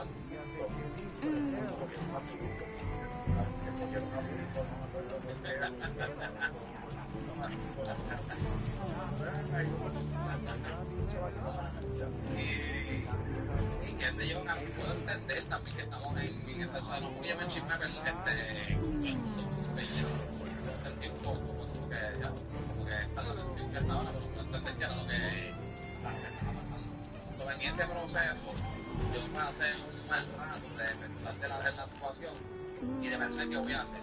Yo voy a estar rápido, tengo que avanzar, tengo que aprovechar este momento, antes que tú me llames, estoy en esta pelea de que ya lo que voy a hacer. Sí, había recibido un texto de algo, en lo cual yo sí, como que dije, de un break, déjame pensar las cosas, antes de dar vuelta. Y que fue algo, y lo voy a decir, la física no quería fue algo que en verdad me incomodó de un poco. A mí no me molestó que cuando hiciera el video de cuando yo que no había venido a Machete, cuando para mí estuvo genial, para mí eso fue súper bien pensado y para mí eso estuvo mega cabrón. En ningún momento yo me ofendí, ahí la súper cabrón. Sí, me sentí incómodo cuando vi a Chester decir, mañana es confirma anunciar que se va con Molusquillo, cuando puñeta, cuando puñeta yo dije eso, en verdad, eso, te lo juro, que me incomodó más que todo, cabrón, yo como que, cuando yo dije eso, como que, pero puedo entender, como dos años, sí, a mí me enviaron los textos y una vuelta, lo pedí tiempo, y siendo sincero, y cabrón, yo admiro lo que hace Molusco, admiro su éxito, cabrón, yo tengo cero problemas y de realidad, siendo súper sincero, yo no siento que acabo allí, porque no mal, nada, como que siento por que he visto, otras vibras que yo he sentido de la gente, digo, hombre, de estar allí todos los días trabajando, un día a la semana, no sentía que encajaba, este es mi pensar en todo este tiempo, que lo pensé el mismo día que incluso yo pedí, que compré, aunque me pasó por todo esto, y otro factor, a lo mejor no voy a dar como consejo porque a lo mejor estoy mal de cierta manera, pero yo me crié así. Y de donde yo vengo, pues, es una línea recta, ¿entiendes? Como que a mí me gusta hacer líneas. Y yo estuve 10 años en un sitio que yendo a otro sitio, yo no me iba a sentir cómodo con mi manera de pensar. No estoy diciendo que estoy bien, porque a lo mejor allá había un beneficio que ya para mí bien, ¿entiendes? En cuestión de que voy a crecer cosas económicas, estoy súper claro de eso. Y cualquier otra persona que lo haga, que hacerlo no quiere decir que está malo, que esta persona ya es libre, que a ti te sacaron de un sitio, ¿entiendes? Que primero yo, mi manera de pensar, que no estoy cómodo con lo que pasó, tampoco me iba a sentir cómodo con irme a un lugar donde si ellos son amigos, una riña que todo el mundo entiende ya, de competencia o lo que sea, pero no me iba a sentir cómodo por eso. Y no me iba a sentir cómodo en un montón de otros aspectos. Y no necesariamente, en verdad, no me visualizaba. Yo no sé cuál era la idea, ¿entiendes? A lo mejor la idea era, Molusco me iba, o sea, yo nunca supe la idea que fuera. Pero yo viendo todo el panel, viendo toda la vuelta, como que no siento que no encajaba de cierta forma. Mi versal, a lo mejor él le encajaba, a lo mejor era ya, pero yo personalmente no me iba a sentir cómodo. Y en esta etapa de mi vida puedo aprendí tener paciencia y analizar mejor las cosas. En otro momento yo hubiera dicho que sí rápido, en otro momento yo hubiera querido arrancar con un video, a lo mejor iba a ponerle video porque ya te examen aprovechar los momentos, sí hay que aprovechar los momentos, pero también hay que no aprovechar, hay que ver cómo uno se siente. En ese momento yo no me sentía perfecto. Ni para el mío, ni otra persona, ni para ir a una entrevista. Yo estaba analizando toda mi situación, siempre lo digo. Yo soy bien fiel creyente de los psicólogos, ¿entiendes? Me visita los lunes y toda la vuelta. Y ahí fue donde mejor me pude expresar y toda la vuelta y recibir unos consejos que yo decía, ok, tiene sentido. Y me lo explicaron de una bien fácil. Los usuarios se cruzaron. Te llegan todos los chavos del mundo. Tú tienes para hacer hoy los mejores videos marcados. Te vas a sentir bien en los videos. Y mi contexto fue no. Y ahí fue que yo dije, diablo, ¿verdad? Yo no había ni pensado porque casi siempre empezar de cero uno piensa de diálogo. Conseguir el equipo, conseguir el estudio, conseguir esto, conseguir producción, conseguir los otros. Cuando me traigan a la mesa, vamos a poner que conseguir todo mañana. Y él grabar. Y él dije que mi contexto no de pensar. Ahí tú quieres decir que yo tomé el tiempo de ir a la montaña, y a un poco más familiar. Y eso está peleando. Y en el transcurso, ya lo busco en el rango. Vou colocar os materiais na sua caixa de itens. Yo fui llamada, pero cuando me fui llamada, yo pensé que era una entrevista o algo también. Cada vez me llamaban de cabrón. Yo vi tu llamada y dije, ya no sé, será una entrevista o algo. Y cuando me llamaron, ya tú tenías el concepto súper montado, ¿entiendes? De toda la vuelta. Una puta cuando le escuchaste lo más, porque vamos a hacer un dicho. Y no me viene, te lo juro. Ese mismo día yo tenía una libreta.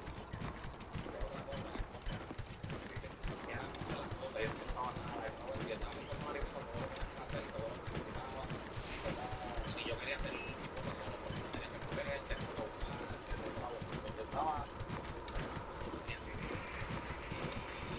tenía mi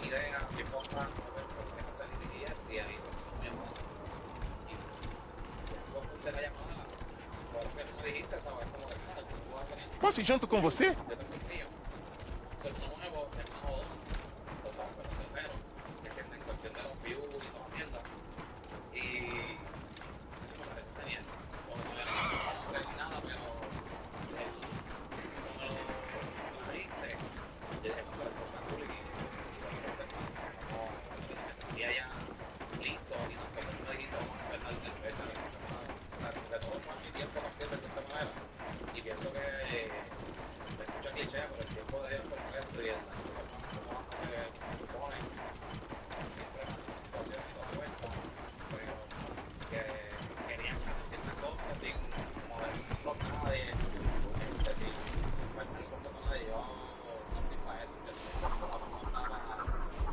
Que ele não me veja, por favor.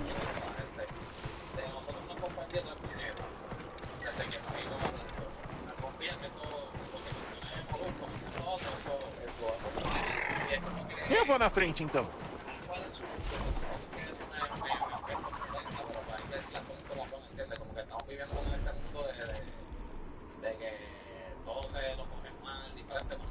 Monstro, gente. Não vai fazer isso.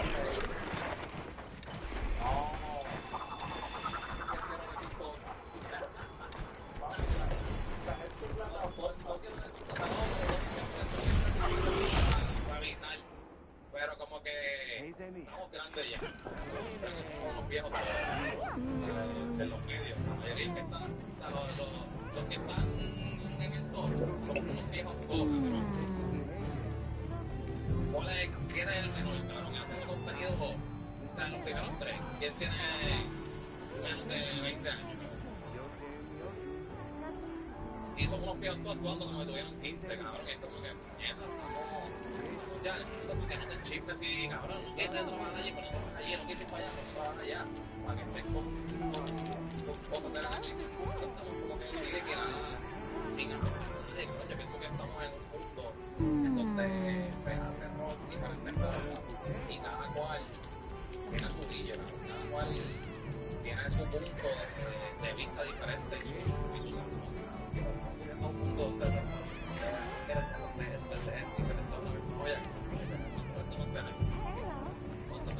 ¿cuántos veces te gusta uno específico? ¿Te gusta dos o tres? Lo mismo perro. Y el resto. Esa que yo no veo. Va a hacer te digan una cotización. Tras de la cotización. Y vas a buscar una cotización.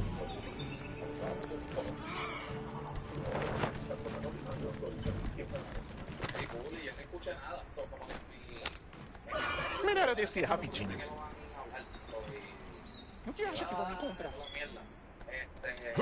Si quiere que los vean los textos, porque en los textos se me hizo el acercamiento, yo no me acuerdo que lo contesté tarde, y digo, incluso digo los textos como que no me sentía bien, creo, no me siento bien, en un momento dado, como vuelvo y escribo, volví a escribir, y ya no recibí respuesta, ¿entiendes? Como que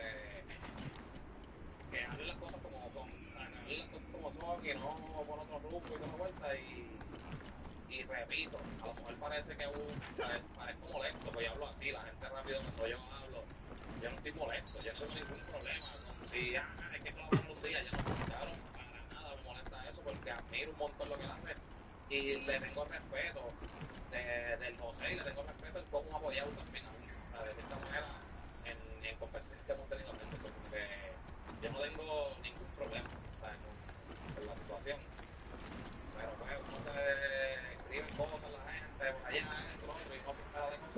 Uy. No he hecho nada, pues como que pienso uno no hace nada y como quiera salen las cosas ahí en modo, yo no sé qué puñeta y no me encanta eso. La vida, es la vida. Yo trabajé como 10 años en lugar de trabajo. Yo creo que lo mejor es que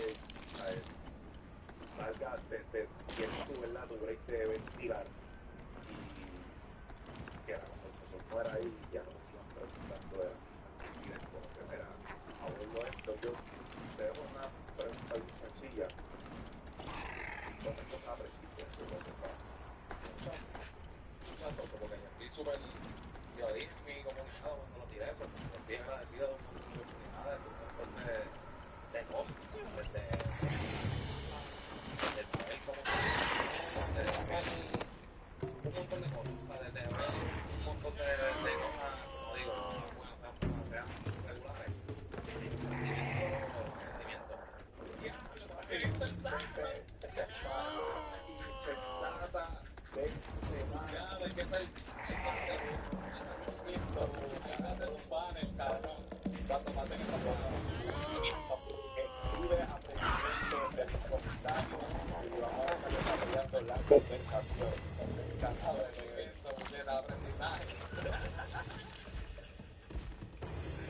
ya sabemos que no hay insensato.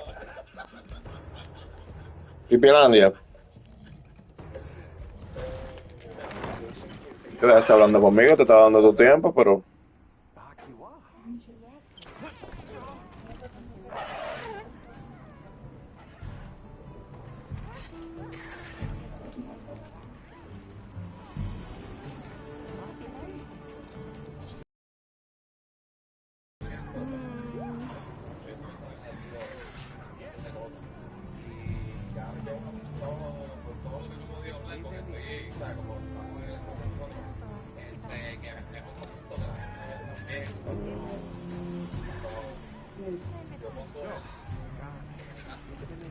Fuerte. Ay, gracias por prenderme la luz.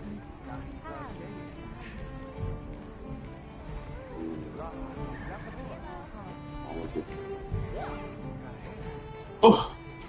No sé qué hacer con él.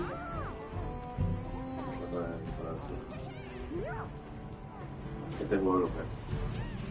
Pero es un cartel, es como lo que le estaban haciendo. No sé, un cafetería.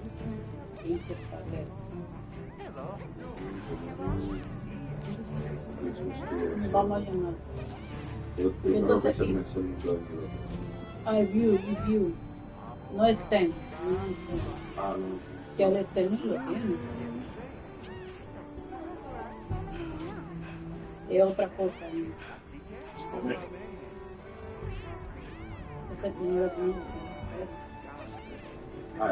Eso es. Entonces, mi chico.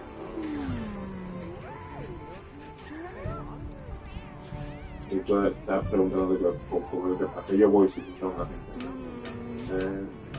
Eso es lo que yo estoy tratando de explicar. Ese es uno. Dos. Si no lo vamos a hacer interno porque no es tan invasivo. Exacto. La función no pareja aquí, tú tuviste que resolver todo con Estado de William. Lamentablemente, ¿verdad? Entonces, yo tengo que...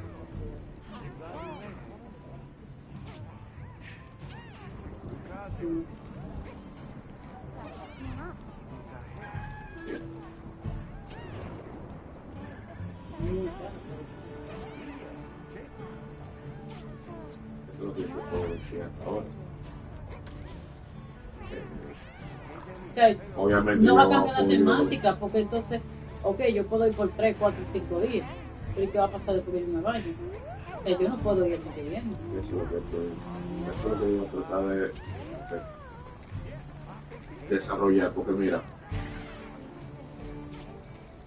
vamos a decir que no es invasivo, no lo hagas interno, que bueno, en cierto sentido me da la impresión, obviamente no sé qué le van a hacer, pero me da la impresión de que no es tan como grave. Es el mismo día para tu casa. Pues entonces algo como lo que te hicieron, vamos a decirlo así. Si está muy claro lo pasa, y si tú no vas a buscar nada, yo entiendo que tú eres más productiva desde en cierto sentido por ahora.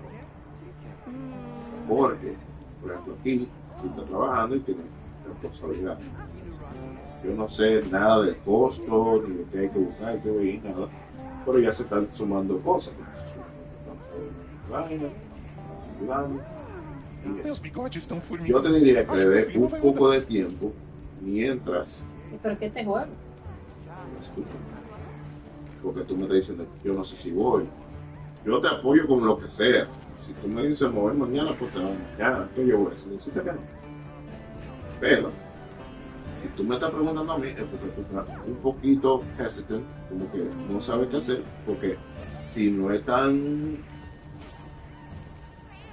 como que no necesitan de mi ayuda en sí tanto así, yo te diría que le dé un poco de tiempo a ver cómo las cosas progresan mientras tu papá después te lo ayude. O sea, que tú puedas, por ejemplo, que viene, eso es, si te necesitan, o ir en un tiempo donde te necesiten. Porque yo no quisiera que tú fueras, hagas el gasto, vayas, te sientes ahí y te digas por ti. Me hace sentido que te necesitan si lo intentan. Pero si no lo intentan, no te veo sentido viviendo. No, te estoy diciendo que no. Quiero que te pongas guapa conmigo. Yo sé que yo quiero que tú te entiendas donde yo te vivo. Si tú vas, y otra cosa, no quiero que tú te pongas un peso de que yo estoy aquí, yo quiero que allá, si o qué. Please. Porque yo sé que... sí, ahora sí tenemos que pagar. ¿Entiendes? Después entonces, volvemos, está bien. Tú dices del mismo día. No. Esa es otra cosa, pero por ejemplo, hay que coger la cosa un paso a la vez. No nos podemos adelantar a los procesos que se tienen. Ellos son los que saben. Por lo menos me da más tranquilidad, porque creo que debería darte más tranquilidad de nuevo, que por aquí evitan una operación que hay que hacer interno, obviamente, o supermercado, o el corazón, bla, bla. Yo entiendo que tú tienes que esperar que te digan un chismado de información.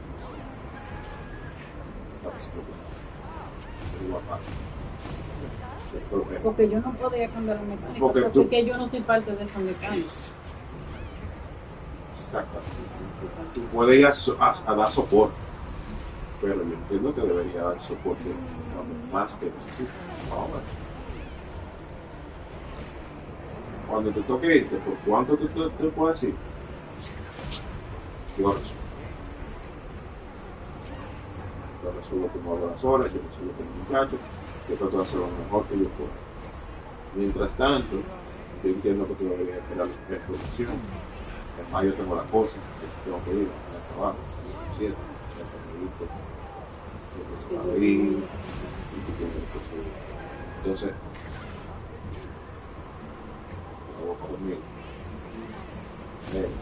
Ahora mismo de lo que es muy temprano para tú saber qué tú. Pero ahora puede que te necesites, puede que le cambie la fecha de la operación, puede que. Sorry. Yo sé que tú puedes ser súper complicado.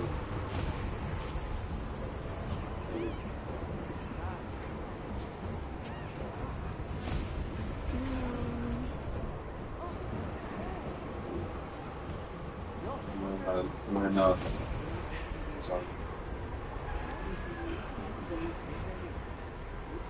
De nuevo, en otro sentido, porque voy a dar para atrás que lo mencioné ahorita, ya después que tú terminas la banda, se abre eso.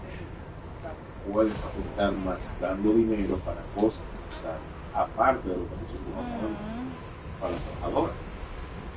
Porque asumo que con esto se suma un gasto por el Estado. Si te puedas aportar más, entiendo que de aquí va a aportar. No sé si te hace sentido eso.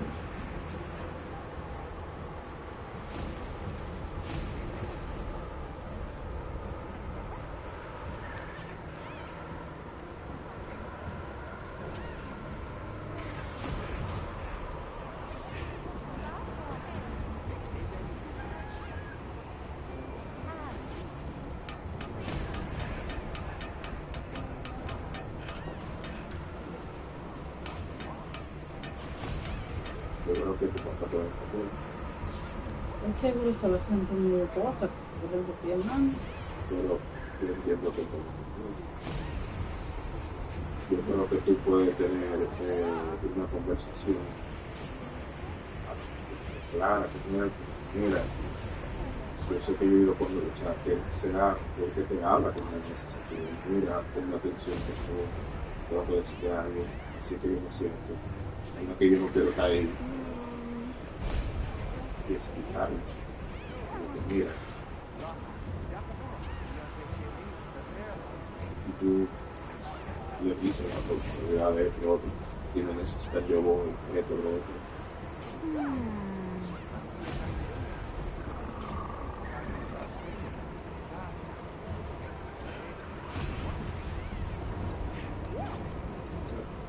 Yo entiendo que tu cabeza también está en lo más como que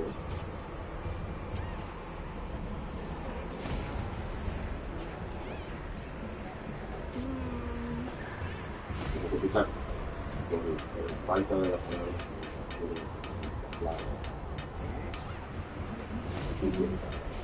yo te puedo escuchar. Es muy complicado, pero y yo creo que tú puedas tener ese comportamiento total. Yo entiendo que tú no puedes entender. Yo comienzo todo lo que tú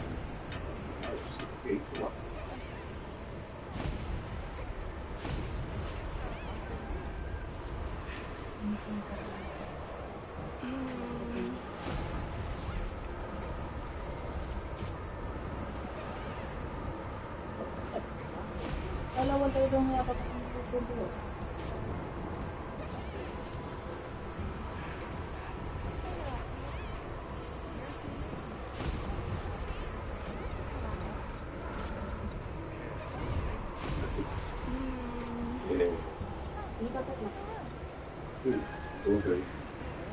Alison no está en pánico. Ya estaba metiéndote en muchas cosas. Yo te dije que fue bien, ¿está? Y lo fui a buscar, porque yo lo voy a buscar. No encuentro, entonces como fue al partido.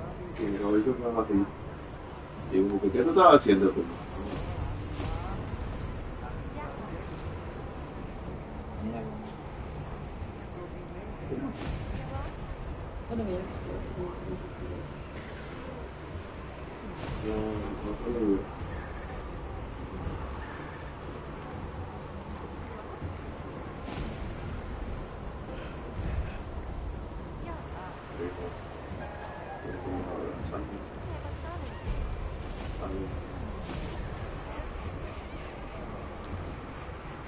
Realmente, ahora mismo yo sé que también tú tienes que esperar, dar un par de horas, pensar, hablar con tu papá, feel it, tú sabes, tienes que dar un tiempo, ahora mismo tú no puedes tener. Y si yo voy después son 3 meses, mira que ahora sí hay que operar. Eso es, porque por ahora es por arribita, pero por ejemplo en 3 meses, porque, y escúchame que te pregunto, pero te dieron como una explicación total de todo lo que se habló con tu papá y cuál es el plan, o sea, a mi hermano te pregunto, ¿qué garantía hay que? O sea, después que lo operen ahora, puede que haga otra operación más para adelante. Eso es algo que tú debes averiguar. Tú sabes, todas las cosas así.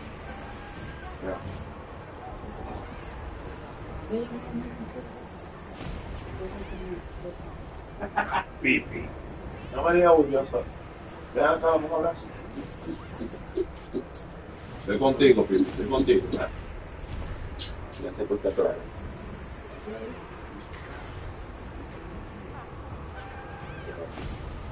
Qué bueno, de verdad que me da más tranquilidad que por así decirlo. Le digo por arriba, por el procedimiento es, yo no sé cuál es. Como sé que se llama, cuando tú sepas, tú me lo dices.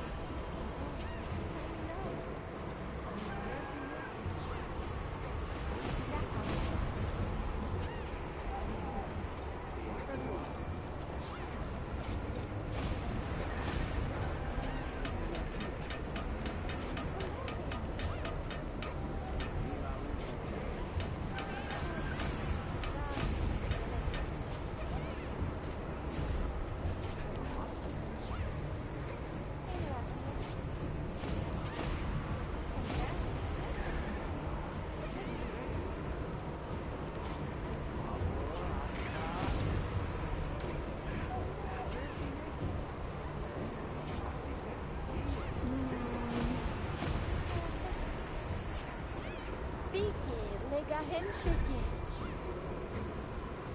يوك روزمارتيا